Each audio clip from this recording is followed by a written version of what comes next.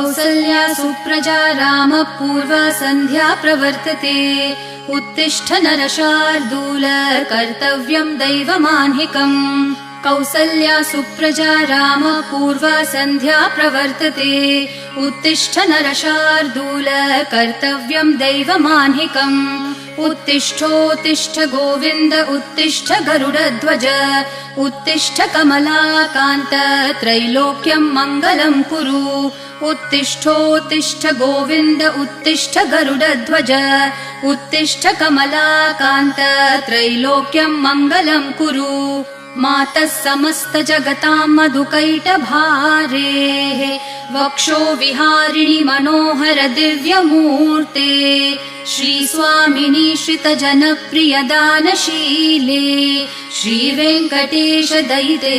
तव सुप्रभातम् मातः समस्त जगताम् मधुकैटभारेः वक्षो विहारिणि मनोहर दिव्यमूर्ते श्रीस्वामिनि श्रित जनप्रिय दानशीले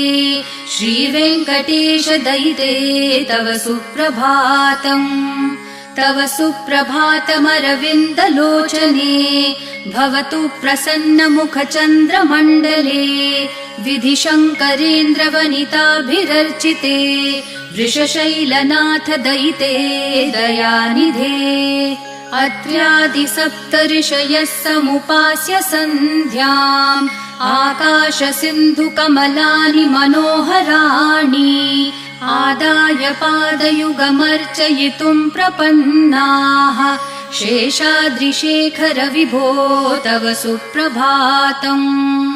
पञ्चाननाब्ज भव षण्मुख वासवाद्याः त्रैविक्रमादिचरितम् विबुधास्तुवन्ति भाषापतिः पठति वासर शुद्धिमारात् शेषाद्रिशेखर विभो तव सुप्रभातम् ईषत् प्रफुल्ल सरसीरुह नारिकेलपूगद्रुमादि सुमनोहर पालिकानाम् आवाति मन्दमनिलः सह दिव्यगन्धैः शेषाद्रिशेखर विभो तव सुप्रभातम् उन्मील्य नेत्रयुगमुत्तम पञ्चरस्था पात्रावशिष्ठ कदलीफलपायसानि भूत्वा सलीलमथ केलिशुकाः पठन्ति शेषाद्रिशेखर विभो तव सुप्रभातम् तन्त्री प्रकर्ष मधुरस्वनया विपञ्च्या गायत्यनन्तचरितम् तव नारदोऽपि भाषा समग्रमसकृत्करचार रम्यम् शेषाद्रिशेखर विभो तव सुप्रभातम् भृङ्गावली च मकरन्दरसानुविद्ध झनकार गीतनिनदैः सह सेवनाय निर्यात्युपान्त सरसी कमलोदरेभ्यः शेषाद्रिशेखर विभो तव सुप्रभातम् योषागणेन वरदध्नि विमथ्यमाने घोषालयेषु दधिमन्थन तीव्रघोषाः रोषात् कलिं वदधते ककुभश्च कुम्भाः शेषाद्रिशेखर विभो तव सुप्रभातम् पद्मेश मित्र शतपत्र गतालिवर्गाः हर्तुम् श्रियम् कुवलयस्य निजाङ्गलक्ष्म्या भेरीनिनादमिव बिभ्रति तीव्रनादम् शेषाद्रिशेखर विभो तव सुप्रभातम् श्रीमन्नभीष्टवरदाखिल लोकबन्धो श्री श्रीनिवास जगदैकदयैक सिन्धो श्रीदेवतागृह भुजान्तर दिव्यमूर्ते श्रीवेङ्कटाचलपते तव सुप्रभातम् श्रीमन्नभीष्टवरदाखिल लोकबन्धो श्री श्रीनिवास जगदेकदयैक सिन्धो श्रीदेवतागृह भुजान्तर दिव्यमूर्ते श्रीवेङ्कटाचलपते तव सुप्रभातम् श्रीस्वामी पुष्करिणिकाप्लवनिर्मलाङ्गाः श्रेयोर्थिनो हरविरिञ्च सनन्दनाद्याः द्वारे वसन्ति वरवेत्रहतोत्तमाङ्गाः श्रीवेङ्कटाचलपते तव सुप्रभातम् श्रीशेषशैलगरुडाचल वेङ्कटाद्रिनारायणाद्रिवृषभाद्रिवृषाद्रिमुख्याम् आख्याम् त्वदीयवसतेरनिशम् वदन्ति श्रीवेङ्कटाचलपते तव सुप्रभातम् सेवापरः शिवसुरेश कृशानुधर्मरक्षोऽम्बुनाथ पवमानधनाधिनाथाः बद्धाञ्जलि प्रविलसन्निज शीर्षदेशाः श्रीवेङ्कटाचलपते तव सुप्रभातम् घाटेषु ते विहगराज मृगाधिराज नागाधिराज गजराज हयाधिराजाः स्वस्वाधिकारमहिमाधिकमर्थयन्ते श्रीवेङ्कटाचलपते तव सुप्रभातम्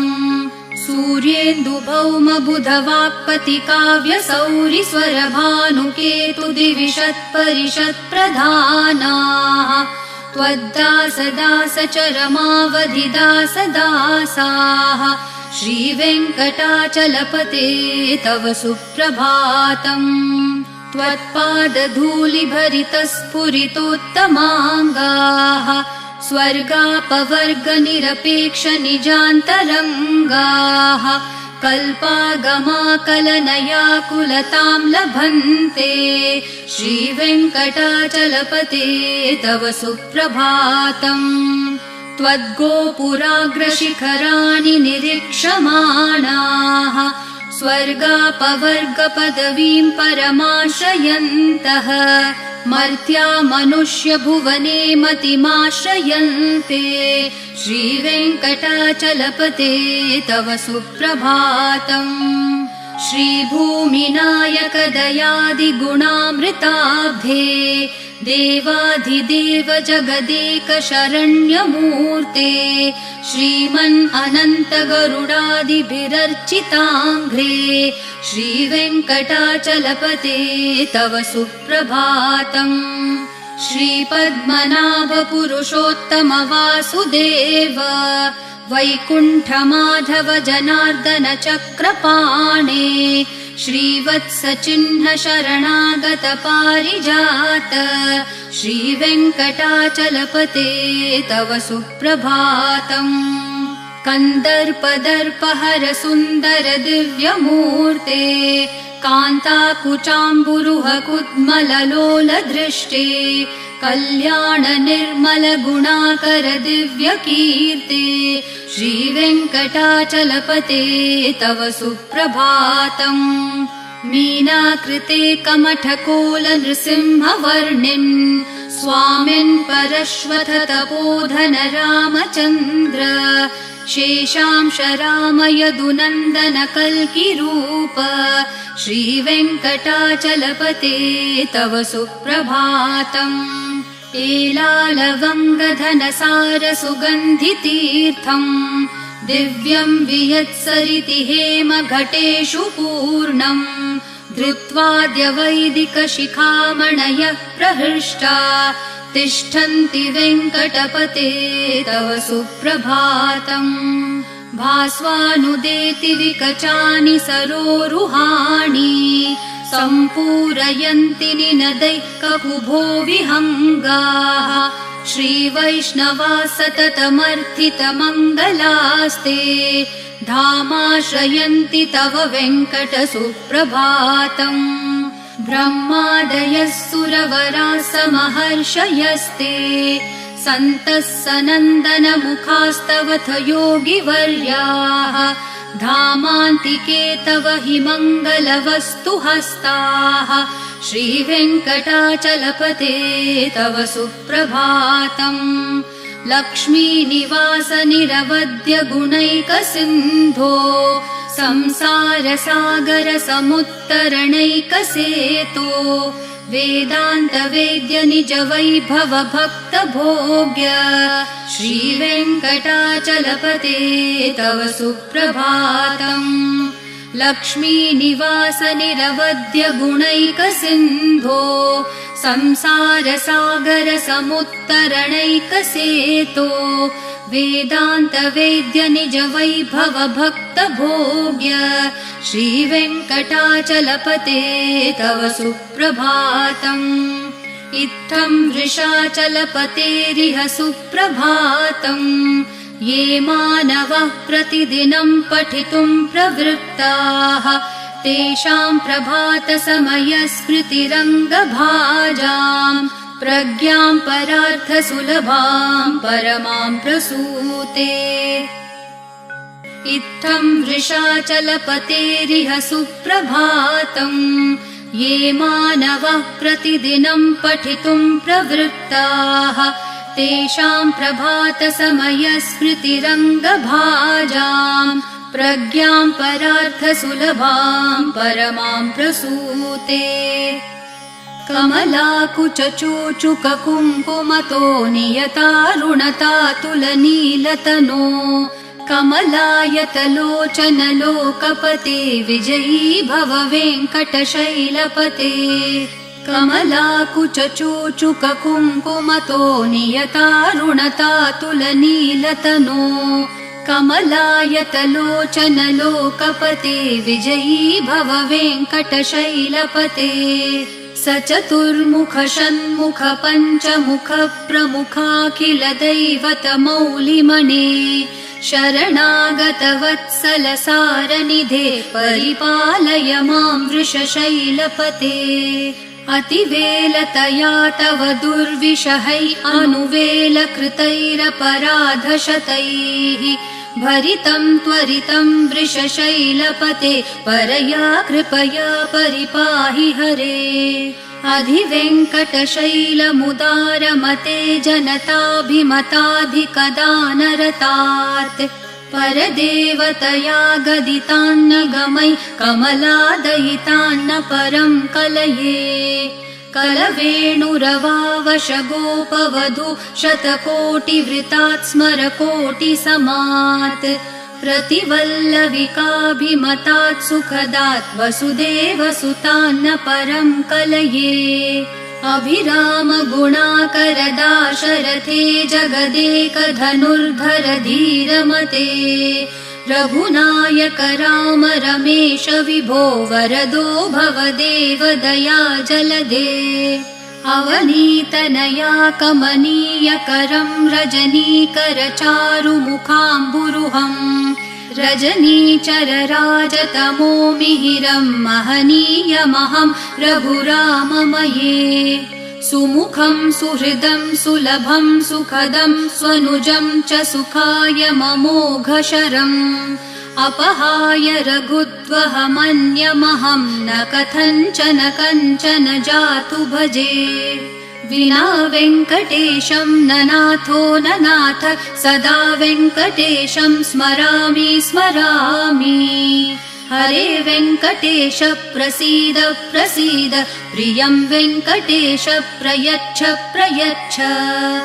विना वेङ्कटेशं ननाथो ननाथ सदा वेङ्कटेशं स्मरामि स्मरामि हरे वेङ्कटेश प्रसीद प्रसीद प्रियं वेङ्कटेश प्रयच्छ प्रयच्छ अहं दूरतस्ते पदाम्भोजयुग्म प्रणामेच्छयागत्य सेवां करोमि सकृत्सेवया नित्यसेवा फलं त्वं प्रयच्छ प्रयच्छ प्रभो वेङ्कटेश अज्ञानिना मया दोषान् अशेषान् विहितान् हरे क्षमस्व त्वं शेषशैलशिखामणे अज्ञानिना मया दोषान् अशेषान् विहितान् हरे क्षमस्व त्वं शेषशैलशिखामणे ईशानां जगतोऽस्य वेङ्कटपतेर्विष्णोः परां प्रेयसीं तद्वक्षस्थलनित्यवासरसिकां तत्क्षान्तिसंवर्धिनीं पद्मालङ्कृतपाणिपल्लवयुगां पद्मासनस्थां श्रियं वात्सल्यादिगुणोज्ज्वलां भगवतीं वन्दे जगन्मातरम् ईशानां जगतोऽस्य वेङ्कटपतेर्विष्णोः परां प्रेयसीं तद्वक्षस्थलनित्यवासरसिकां तत्क्षान्तिसंवर्धिनीं पद्मालङ्कृतपाणिपल्लवयुगां पद्मासनस्थां श्रियं वात्सल्यादिगुणोज्ज्वलां भगवतीं वन्दे जगन्मातरम् श्रीमान् कृपाजलनिधे कृतसर्वलोक सर्वज्ञ शक्तनतवत्सल सर्वशेषिन् स्वामिन् सुशील सुलभाश्रित पारिजात श्रीवेङ्कटेश चरणौ शरणं प्रपद्ये श्रीमान् कृपाजलनिधे कृतसर्वलोक सर्वज्ञ शक्तनतवत्सल सर्वशेषिन् स्वामिन् सुशील सुलभाश्रित पारिजात श्रीवेङ्कटेश चरणौ शरणं प्रपद्ये आनूपुरार्पित सुजात सुगन्धि पुष्प सौरभ्य सौरभकरौ समसन्निवेशौ सौम्यौ सदानुभवनेऽपि नवानुभाव्यौ श्रीवेङ्कटेश चरणौ शरणं प्रपद्ये सद्यो विकासि समुदित्वर सान्द्र रागः सौरभ्य निर्भर सरोरुह साम्यवार्ताम् सम्यक्षु साहसपदेषु विलेखयन्तौ श्रीवेङ्कटेश चरणौ शरणं प्रपद्ये रेखामयध्वज सुधाकलशातपत्र वज्राङ्कुशाम्बुरुह कल्पक शङ्ख चक्रैः भव्यैरलङ्कृततलौ परतत्त्वचिह्नैः श्रीवेङ्कटेश चरणौ शरणं प्रपद्ये ताम्रोदरद्युतिपराजित पद्मरागौ ब्राह्मेर्महोभिरभिभूत महेन्द्रनीलौ उद्यन्नखांशुभिर्दस्त शशाङ्कभासौ श्रीवेङ्कटेश चरणौ शरणं प्रपद्ये सप्रेम भीतिकमलाकर पल्लवाभ्यां सम्माहनेऽपि सपदिक्लममादधानौ कान्ताववाङ्मनसगोचर सौकुमार्यौ श्रीवेङ्कटेश चरणौ शरणं प्रपद्ये लक्ष्मीमहीतदनुरूप निजानुभाव नीलादिदिव्यमहिषीकर पल्लवानाम् आरुण्यसङ्क्रमणतः किल सान्द्ररागौ श्रीवेङ्कटेश चरणौ शरणं प्रपद्ये नित्यानमद्विधि शिवादि किरीटकोटि प्रत्युक्त दीप्ति नवरत्नमः प्ररोहैः नीराजना विधिमुदारमुपादधानौ श्रीवेङ्कटेश चरणौ शरणं प्रपद्ये विष्णोपदे परम इत्युदित प्रशंसो यौ मध्य उत्स इति भोग्यतयाप्युपातौ भूयस्ततेति तव पाणितलप्रदिष्टौ श्रीवेङ्कटेश चरणौ शरणं प्रपद्ये पार्थाय तत्सदृशसारथिना त्वयैव यौ दर्शितौ स्वचरणौ शरणं व्रजेति भूयोऽपि मह्यमिहतौ करदर्शितौ ते श्रीवेङ्कटेश चरणौ शरणं प्रपद्ये मन्मूर्धिकालियफने विकटाटवीषु श्रीवेङ्कटाद्रिशिखरे शिरसि श्रुतीनाम् चित्तेऽप्यनन्यमनसां सममाहितौ ते श्रीवेङ्कटेश चरणौ शरणं प्रपद्ये आम्लानहृष्यदवनीतलकीर्णपुष्पौ श्रीवेङ्कटाद्रिशिखराभरणायमानौ आनन्दिताखिल मनोनयनौ तवेतौ श्रीवेङ्कटेश चरणौ शरणं प्रपद्ये प्रायः प्रपन्नजनता प्रथमावगाह्यो मातुस्तनाविविशिशोरमृतायमानौ प्राप्तौ परस्परतुलामतुलान्तरौ ते श्रीवेङ्कटेशचरणौ शरणं प्रपद्ये सत्वोत्तरैः सततसेव्यपदाम्बुजेन संसारतारकदशार्द्रदृगञ्चलेन सौम्योपयन्तृमुनिना मम दर्शितौ ते श्रीवेङ्कटेशचरणौ शरणं प्रपद्ये सत्वोत्तरैः सततसेव्यपदाम्बुजेन संसारतारकदशार्द्रदृगञ्चलेन सौम्योपयन्तृमुनिना मम दर्शितौ ते श्रीवेङ्कटेशचरणौ शरणं प्रपद्ये श्रीशश्रिया घटिकया त्वदुपाय भावे प्राप्ये त्वयि स्वयमुपेयतया स्फुरन्त्या नित्याश्रिताय निरवद्य गुणाय तुभ्यं स्यां किङ्करो वृषगिरीश न जातु मह्यम् श्रीशश्रिया घटिकया त्वदुपाय भावे प्राप्ये त्वयि स्वयमुपेयतया स्फुरन्त्या नित्याश्रिताय निरवद्य गुणाय तुभ्यं स्यां किङ्करो वृषगिरीश न जातु मह्यम् श्रियः कान्ताय कल्याणनिधये निधयेऽर्थिनां श्रीवेङ्कटनिवासाय श्रीनिवासाय मङ्गलम् श्रियः कान्ताय कल्याणनिधये निधयेऽर्थिनां श्रीवेङ्कटनिवासाय श्रीनिवासाय मङ्गलम् लक्ष्मी सविभ्रमालोकसुप्रविभ्रह्मचक्षुषे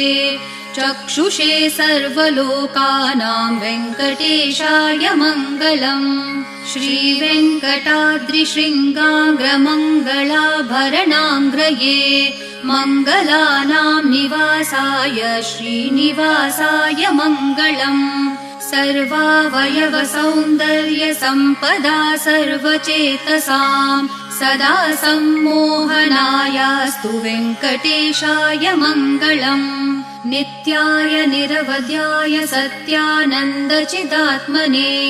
सर्वान्तरात्मने श्रीमद्वेङ्कटेशाय मङ्गलम्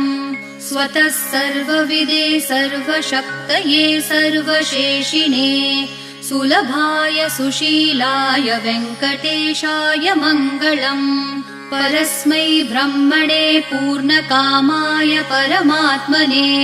प्रयुञ्जे परतत्त्वाय वेङ्कटेशाय मङ्गलम् आकालतत्त्वमशान्तम् आत्मनामनुपश्यताम् अतृप्तामृतरूपाय वेङ्कटेशाय मङ्गलम् प्रायः स्वचरणौ पुंसां शरण्यत्वेन पाणिना कृपया दिशते श्रीमद्वेङ्कटेशाय मङ्गलम् दयामृत्तरङ्गिन्यास्तरङ्गैरिव शीतलैः अपाङ्गैः सिञ्चते विश्वं वेङ्कटेशाय मङ्गलम् सद्भूषाम्बरहेतिनां सुषमावहमूर्तये सर्वार्तिशमनायास्तु वेङ्कटेशाय मङ्गलम् श्रीवैकुण्ठविरक्ताय स्वामि पुष्करिणीतटे रमया रममाणाय वेङ्कटेशाय मङ्गलम् श्रीवैकुण्ठविरक्ताय स्वामि पुष्करिणीतटे रमया रममाणाय वेङ्कटेशाय मङ्गलम् श्रीमत्सुन्दरजामातृमुनिमानसवासिने सर्वलोकनिवासाय श्रीनिवासाय मङ्गलम् मङ्गलाशासनपरैर्मदाचार्य पुरोगमैः सर्वैश्च पूर्वैराचार्यैः सत्कृतायास्तु मङ्गलम्।